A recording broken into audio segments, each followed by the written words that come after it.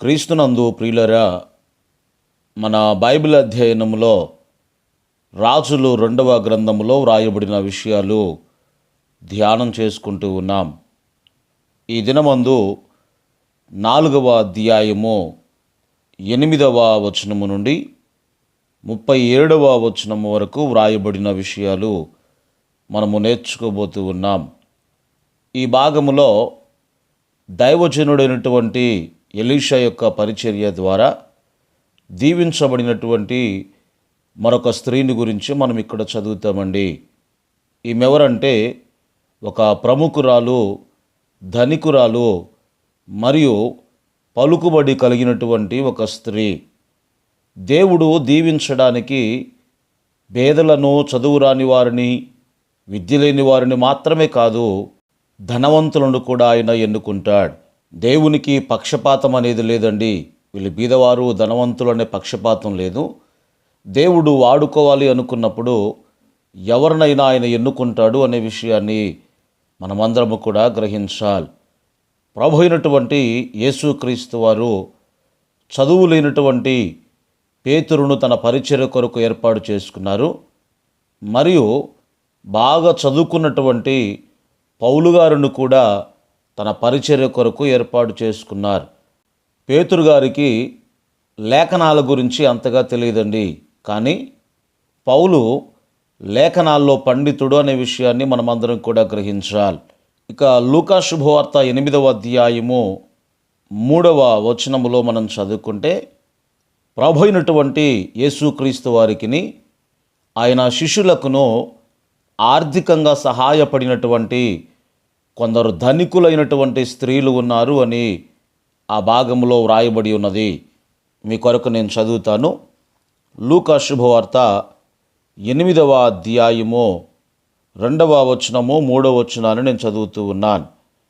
12 మంది శిష్యులను, అపవిత్రాత్మలను, వ్యాధులను పోగొట్టబడినటువంటి కొందరు స్త్రీలను, అనగా 7 దయ్యములు వదిలిపోయినటువంటి మగ్దలేని అనబడిన మరియయు, హేరోదు యొక్క గృహ నిర్వాహకుడగు కూజా భార్యగు యెహున్నయు, సూసన్నయు ఆయనతో కూడా ఉండిరి. వీరును ఇతరులు అనేకులను తమకు కలిగినటువంటి ఆస్తితో వారికి ఉపచారము చేయుచు వచ్చిరి.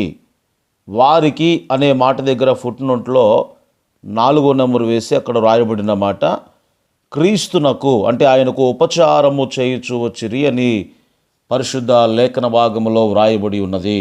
అంటే ఈ స్త్రీలు ధనవంతులే అయినప్పటికీ వారు దైవభక్తి గలవారైనందున ప్రభు అయినటువంటి యేసుక్రీస్తు వారు వారిచ్చినటువంటి పెద్ద కానుకలను కూడా ఆయన అంగీకరించాడు అనే విషయాన్ని మీకు తెలియచేయచ్చు ఉన్నాను. ఈ భాగంలో కూడా దైవజనుడైనటువంటి ఎలీషాకు సహాయపడాలి అని నిర్ణయించుకున్నటువంటి ఒక ధనికురాలైన స్త్రీని గురించి ఈ భాగంలో మనం చదువుతాం. ఈమె ధనవంతురాలే కాదు, భక్తిపరురాలు కూడా అనే విషయాన్ని మనం గ్రహించాలి. ఎందుకంటే దైవజనుడైనటువంటి ఎలీషా వారిని అప్పుడప్పుడు దర్శించడం ఆమె చూచినప్పుడు, ఇతడు భక్తి గల దైవజనుడని నేను ఎరుగుదును అని తన భర్తతో ఆమె చెప్తా ఉంది. ప్రభునందు ఆత్మీయులారా, జాగ్రత్తగా గమనించండి. దైవజనుడైనటువంటి ఎలీషా ఆయన చేసినటువంటి ఒక ప్రసంగాన్ని కూడా ఆమె వినలేదండి. మరి ఒక ప్రసంగాన్ని కూడా వినకుండా అతడు భక్తి కలిగినటువంటి దైవజనుడని ఆమె ఎలా గుర్తించగలిగింది? కారణం ఏమిటి అంటే, తన ఇంటిలో ఉన్నప్పుడు భోజనము బల్ల యొద్ద అతడు ఏ రీతిగా ప్రవర్తిస్తున్నాడో, అతడు ఏ రీతిగా మాట్లాడుతూ ఉన్నాడో ఆ విషయాలన్నిటినీ కూడా ఆమె గ్రహించింది. కాబట్టి అతడు భక్తి కలిగినటువంటి దైవజనుడు అని తన భర్తతో ఆమె మాట్లాడుచు ఉన్నది. దైవజనుడైన ఎలీషా ఇక్కడ ఎంత మంచి మాదిరిని మనకు చూపిస్తూ ఉన్నాడు. ఒక భక్తిపరుణ్ణి చిన్న చిన్న విషయాల ద్వారా మనం గుర్తించవచ్చండి.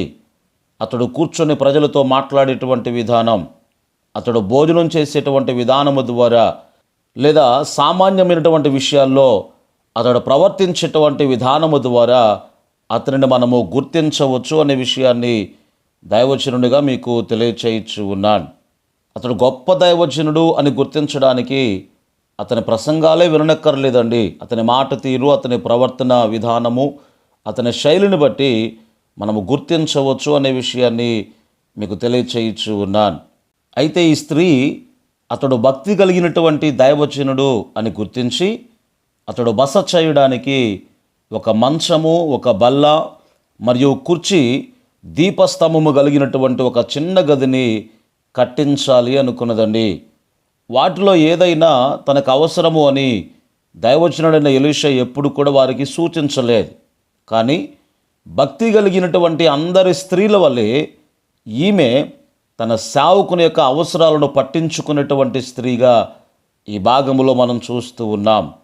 ప్రభునందు ఆత్మీయులరా, భక్తి కలిగినటువంటి స్త్రీలు ఏం చేస్తారు అంటే దైవజనులకు ఉన్నటువంటి అవసరాలను వారు గుర్తించగలుగుతారు అనే విషయాన్ని మీకు తెలియచేయచ్చు ఉన్నాను. దేవుని యొక్క దాసులు ఇలాంటి వాటి కొరకు, అంటే వీటి కొరకు ఎదురు చూడనప్పటికీ దేవుడు తన దాసుల యొక్క అవసరాలను ఆయన తీరుస్తాడు అనే విషయాన్ని మనం గ్రహించాలి. అయితే ఒక నిజమైనటువంటి దైవజనుడు ఇలాంటి భక్తి కలిగినటువంటి వారికి ఎప్పుడు కూడా రుణపడే ఉంటాడు. ఈ భాగంలో మనం చూస్తే దైవజనుడైనటువంటి ఎలీషా ఆమెకున్నటువంటి అవసరాన్ని గురించి గెహాజీని అడుగుతూ ఉన్నాడు. ఆమె ఇన్ని కార్యాలు మన కొరకు చేసింది కదా, మనం ఏమైనా ఆమె కొరకు సహాయం చేయాలా అని గెహాజీని అడిగినప్పుడు ఆమెకున్నటువంటి లోటు ఏంటో గెహాజీ వివరించాడండి. ఆమెకు పిల్లలు లేరు అని గెహాజీ చెప్పినట్లుగా పరిశుద్ధ లేఖన భాగంలో రాయబడి ఉన్నది. గనుక దైవజనుడైనటువంటి ఎలీషా ఆమె కొరకు ప్రార్థించి 1 సంవత్సరము లోపల ఆమెకు ఒక కుమారుడు ఉంటాడు అని ఆమెతో చెప్పాడు. దైవజనుడు చెప్పినట్లుగానే మరుసటి సంవత్సరములో దేవుడు ఆమెను దర్శించి కుమారుని అనుగ్రహించినట్లుగా పరిశుద్ధ లేఖన భాగములో రాయబడి ఉన్నది. అయితే ఆ కుమారుడు ఎదిగినటువంటి తర్వాత కొన్ని రోజులకు రోగము వచ్చి ఆ కుమారుడు మరణించాడండి. 4వ అధ్యాయము 20వ వచనంలో ఆ విషయాలు వ్రాయబడి ఉన్నాయి. కానీ ఈ తల్లి విశ్వాసము ఎంత గొప్పదో చూడండి. ఆమె తన బిడ్డను వెంటనే సమాధి చేయకుండా నేను మొదట వెళ్ళి ఆ దైవజనుడిని కలుసుకుని మాట్లాడి వస్తాను అని తన భర్తకు చెప్పి ఆమె బయలుదేరి వెళ్తూ ఉంది. 4వ అధ్యాయము 22వ వచనములో ఆ విషయాలు అక్కడ వ్రాయబడి ఉన్నాయి. అయితే దైవజనుడైనటువంటి ఎలీషాను కలుసుకోవడానికి ఆమె వెళ్ళినప్పుడు ఎలీషా ఆమెను దూరము నుండి చూచి, నీవును నీ పెనిమిటియు నీ బిడ్డయు సుఖముగా ఉన్నారా అని ఆమెను అడగమని చెప్పి గెహాజీకి చెప్పి పంపిస్తూ ఉన్నాడు.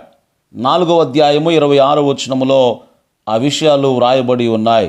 అంటే ఆమె కుటుంబంలో జరిగింది ఏంటో దైవజనుడైనటువంటి ఎలీషాకు ఆ సమయంలో దేవుడు మరుగు చేశాడండి. కుమారుడు చనిపోయాడు అన్న సంగతిని ఎలీషా గుర్తించలేకపోయాడు. ఎందుకంటే దేవుడే మరుగు చేసెను అని స్వయంగా ఎలీషా మాట్లాడినట్లుగా ఆ తర్వాత భాగంలో మనం చూస్తాం. అయితే గెహాజీ వచ్చి ఆ ప్రశ్న అడిగినప్పుడు మృతుడైనటువంటి తన బిడ్డ గురించి ఆమె విశ్వాసముతో ఇచ్చినటువంటి సమాధానాన్ని ఒకసారి చూడండి. నేను, నా భర్త, నా కుమారుడు మేము సుఖముగానే ఉన్నాము అని చెప్పి ఆమె సమాధానాన్ని ఇస్తూ ఉంది. ఎంత గొప్ప విశ్వాసము కదా. ఎలీషా వెళ్ళి ఆ తర్వాత ఆ బిడ్డ కొరకు ప్రార్థన చేసినప్పుడు అతడు మృతులలో నుండి లేపబడ్డాడు. ఆ తల్లి విశ్వాసము తన బిడ్డ కొరకు ఏమి చేసిందో చూడడం అనేది ఇది అద్భుతమైనటువంటి విషయం అండి. ఆమె యొక్క విశ్వాస పరిమాణము చొప్పున తన బిడ్డను మరలా ఆమె సంపాదించుకోగలిగింది. ప్రభునందు ఆత్మీయులరా, మన జీవితాల్లో కూడా ఎంతగా మనము ప్రభునందు విశ్వాసం ఉంచుతామో అంతగా దేవుని కార్యాలు మన జీవితంలో మనము చూడగలుగుతాం. హెబ్రీ పత్రిక 11వ అధ్యాయము 35వ వచనాన్ని 39వ వచనాన్ని మనం చదువుకుంటే విశ్వాసము ద్వారా అనేక మంది స్త్రీలు మృతులైనటువంటి తమ వారిని పునరుత్థానము వలన మరలా పొందిరి అనే మాట ఆ భాగములో వ్రాయబడి ఉన్నది. నిజంగా ఆ తల్లికి కానీ ఒకవేళ విశ్వాసము లేకుండా ఉంటే తన బిడ్డను వెంటనే సమాధి చేసి ఉండేదే. విశ్వాసము గల వారి జీవితంలో దేవుడు ఎన్ని గొప్ప అద్భుతాలు చేస్తాడు కదా. దేవునికి మహిమ కలుగునుగాక. ఇంకా ఈ 4వ అధ్యాయములో మనం చదువుకుంటే 38వ వచనము నుండి చివరి వరకు దైవజనుడైన ఎలీషా చేసినటువంటి మరి 2 అద్భుతాలు అక్కడ మనకు కనబడతాయండి. విషపూరితమైనటువంటి ద్రాక్ష తీగని తెలియకుండా కూర కుండలో ఒకడు వేయడాన్ని గురించి ఆ భాగంలో మనం చదువుతాం. ఆ తర్వాత ఆ పాడైపోయినటువంటి ఆ కూరను దైవజనుడైనటువంటి ఎలీషా ప్రార్థించి కొంత పిండిని ఆ కూరలో వేయగా ఆ కూరలో ఉన్నటువంటి విషపూరితమైనది అంతా కూడా తొలగిపోయినట్లుగా ఆ భాగంలో మనం చదువుతాం. దాని తర్వాతనే మరొక అద్భుతాన్ని కూడా ఎలీషా గారు చేశారండి. ఇది పరిశుద్ధ బైబిల్ గ్రంథములో మొట్టమొదటిసారి ఆహారాన్ని రెట్టింపు చేసినటువంటి ఆ అద్భుతమును గురించి, ఆ సందర్భాన్ని గురించి ఈ భాగములో రాయబడి ఉన్నది. కొత్త నిబంధనలో ప్రభు అయినటువంటి యేసుక్రీస్తు వారు 5 రొట్టెలు 2 చిన్న చేపలు 5,000 మంది పురుషులకు ఏ రీతిగా పంచమని చెప్పారో అదే అద్భుతాన్ని ఈ భాగములు కూడా మనం చదువుతాం. కొన్ని రొట్టెలు ఆ తర్వాత కొన్ని ఫలాలను కొంతమంది తీసుకుని ఇచ్చినప్పుడు దాదాపు అక్కడ 100 మంది కంటే పైగా ఉన్నారండి. అయితే అక్కడ ఉన్న వారందరికీ కూడా ఆ ఉన్నటువంటి ఆ కొద్ది ఆహారము సరిపోదు.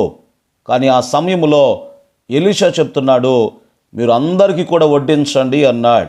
అప్పటికి వారు చెప్పారండి, ఇక్కడున్న వారికి అది సరిపోదు అన్నప్పుడు, ఏమి కాదు మీరు వడ్డించండి అని చెప్పి ప్రార్థించినప్పుడు ఆ ఉన్నటువంటి ఆహారము అది రెట్టింపు చేయబడినట్లుగా పరిశుద్ధ లేఖన భాగములో మనం చూస్తూ ఉన్నాం.